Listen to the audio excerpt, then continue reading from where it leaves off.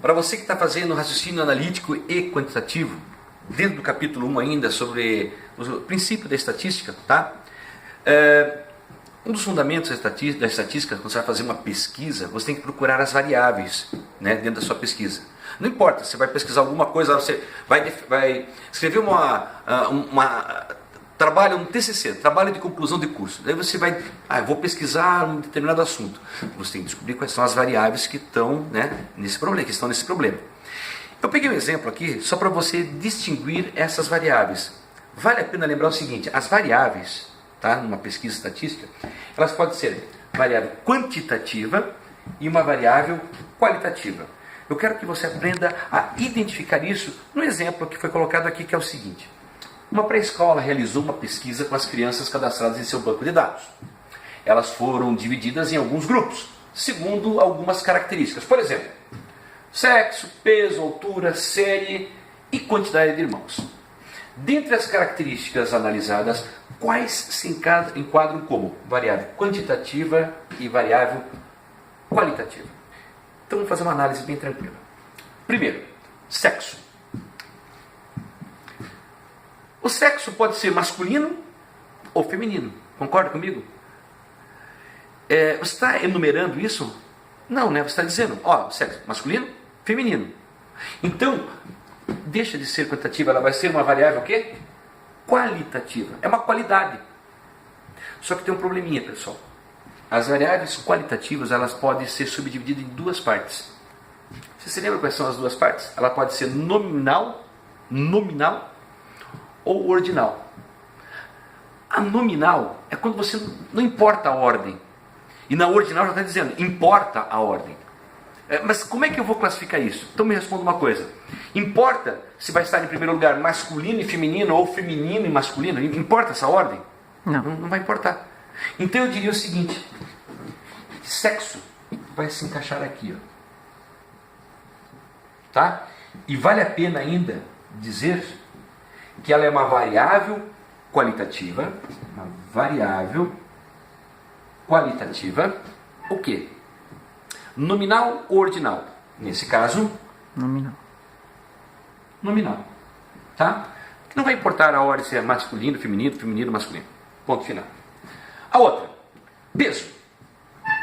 Se você pegar as crianças todas e uma pesa 15 quilos, 20 quilos, 23,2, você concorda que existe uma discrepância muito grande?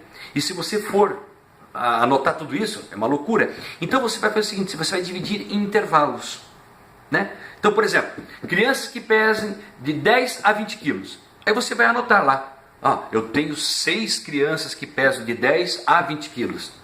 Entenderam a ideia? Bom, mas é um número que você vai anotar, não vai ser um número. Então eu diria que é uma variável o quê?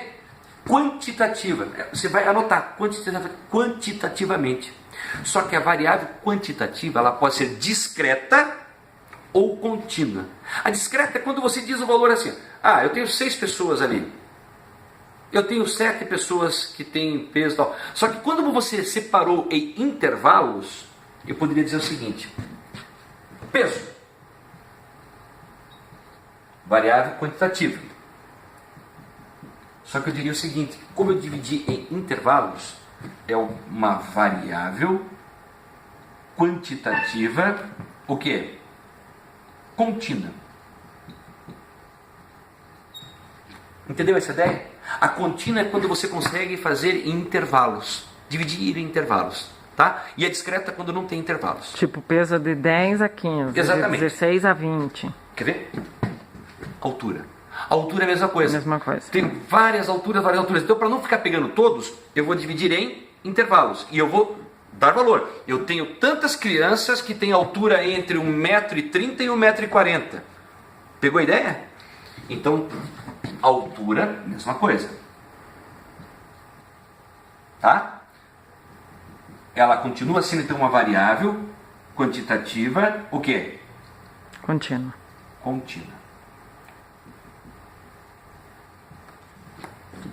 Tranquilo?